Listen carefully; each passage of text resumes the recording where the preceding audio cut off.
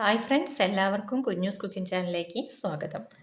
ഞാനിന്ന് ഇവിടെ തയ്യാറാക്കാൻ പോകുന്നത് വെള്ളക്കടല വെച്ചിട്ടൊരു മസാല കറിയാണ് കേട്ടോ. അപ്പോൾ അതിനായിട്ട് കടല ഞാൻ രാത്രിയാകുമ്പോൾ വെള്ളത്തിലിട്ട് വെച്ചതാണ്. പിറ്റേ ദിവസം നല്ലതുപോലെ കഴുകി വൃത്തിയാക്കി എടുത്തതിന് ശേഷം അതിലേക്ക് ഒരു അര സബോളയാണ് ഞാൻ ചേർത്ത് കൊടുക്കുന്നത്. ഈ അര സബോള ഇട്ടിട്ട് ഒരു 2 ഉരുളക്കിഴങ്ങ് തൊലിയൊക്കെ കഴുകി തൊലിയൊക്കെ ചെത്തി നല്ലപോലെ വൃത്തിയാക്കിയതിന് ശേഷം 2 ഞാൻ ഇതേ വലുപ്പത്തിലൊന്ന് നുറുക്കിയിട്ട് കൊടുക്കുന്നുണ്ട്. പാകത്തിനുള്ള ഉപ്പും ചേർത്ത് കൊടുത്ത് 1/2 ടീസ്പൂൺ മഞ്ഞൾപ്പൊടിയും കുറച്ച് കറിവേപ്പിലയും ചേർത്തതിന് ശേഷം നല്ലതുപോലെ ഒന്ന് ഇളക്കിയെടുത്തിട്ട് ഞാനിതൊന്ന് ഒരു 4 വിസിലടിച്ചിട്ട് ഒന്ന് മാറ്റി വയ്ക്കുന്നുണ്ട് കേട്ടോ. അപ്പോൾ എയർ തന്നെ പോകാൻ വേണ്ടിയിട്ട് ഇരിക്കുകയാണ്. അപ്പോൾ അതൊന്ന് മാറ്റി വയ്ക്കുന്നുണ്ട്. അതിനുശേഷം ഞാനൊരു പാൻ അടപ്പത്തേക്ക് വയ്ക്കുന്നുണ്ട്. അതിലേക്ക് ഒരു 8 ടീസ്പൂൺ വെളിച്ചെണ്ണ ഒഴിച്ച് കൊടുത്തതിന് ശേഷം ഒരു കഷ്ണം ഇഞ്ചി, 5 വെളുത്തുള്ളിയും കൂടി ചതച്ചത്, 2 വറ്റൽമുളകും ഇട്ട് കൊടുത്ത് ഒരു അര തക്കാളി, അര സബോളയും കൂടി ഇട്ട് കൊടുത്ത് നല്ലതുപോലെ കറിവേപ്പില ഇട്ട് മൂപ്പിച്ചെടുക്കുന്നുണ്ട്.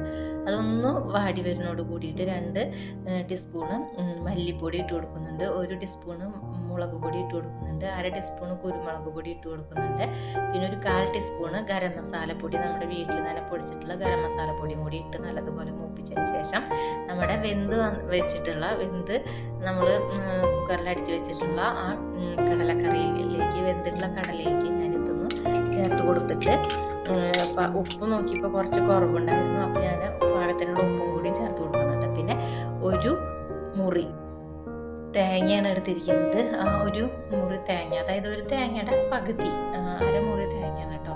അതാണ് ഞാൻ ഉദ്ദേശിച്ചത്. ആ തേങ്ങ ഞാനതൊന്ന് നല്ലതുപോലെ ഫൈനായിട്ട് അരച്ചതിൽ ചേർക്കുന്നുണ്ട്. അപ്പം നമ്മുടെ കടലക്കറിക്ക് കുറച്ച് കട്ടിയും വരും, അതുപോലെ തന്നെ കറി കുറച്ച് കൂടുതൽ ഉണ്ടാവാൻ വേണ്ടിയിട്ടാണ് ഞാനിങ്ങനെ ചേർത്ത് കൊടുക്കുന്നത്. ആ ഉപ്പും ഇതൊക്കെ മസാലയൊക്കെ പാകത്തിനാണോ നോക്കിയതിന് ശേഷം കുറവുണ്ടെങ്കിൽ നമുക്ക് ഇട്ട് കൊടുക്കാം. അപ്പോൾ അതിന് ശേഷം ഞാനിതൊന്ന് ജസ്റ്റ് വെറുതെ മൂടി വയ്ക്കുന്നേ ഉള്ളൂ, അല്ലാതെ വിസിൽ അടിക്കുന്നില്ല കേട്ടോ. അപ്പോൾ ഒന്ന് തിളച്ച് ഒന്ന് കുറുകി വരുന്നതോട് കൂടിയിട്ട് നമ്മുടെ കടലക്കറി ഇവിടെ റെഡി ആയിട്ടുണ്ട്. വളരെ പെട്ടെന്ന് ഈസി ആയിട്ട് തയ്യാറാക്കാവുന്ന ഒരു കറിയാണ്. കുട്ടികൾക്കൊക്കെ വളരെ ഇഷ്ടമാവും കേട്ടോ. അപ്പോൾ എല്ലാവരും ഒന്ന് ട്രൈ ചെയ്ത് നോക്കണം കേട്ടോ. Okay, thank